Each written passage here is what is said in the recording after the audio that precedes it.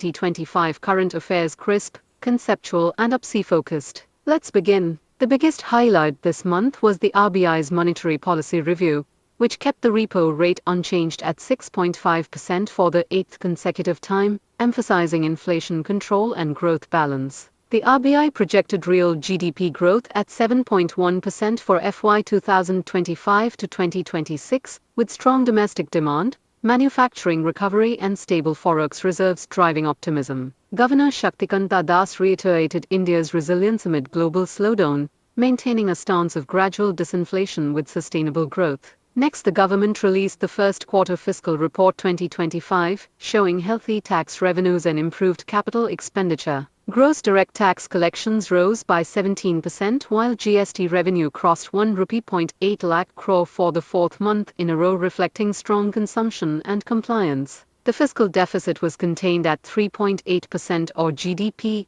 signaling commitment to fiscal consolidation. A key policy update: the National Industrial Corridor Development Plan 2.0 was approved to expand manufacturing hubs in Gujarat and Milnad. The plan integrates logistics parks, port connectivity and renewable energy corridors, aligning with India's goal to become a $5 trillion economy. In trade, India signed a bilateral investment treaty framework with the UK and EU, aiming to boost FDI and strengthen investor protection. The Commerce Ministry also initiated a new export credit enhancement scheme for MSMEs to reduce financing costs and boost competitiveness. Now, let's move to financial sector reforms. The Securities and Exchange Board, or India SEBI, introduced a new framework star environmental, social and governance (ESG) disclosures by listed companies, ensuring greater corporate accountability and green investment transparency. The Reserve Bank of India launched a pilot for digital rupee cross-border payments with Singapore,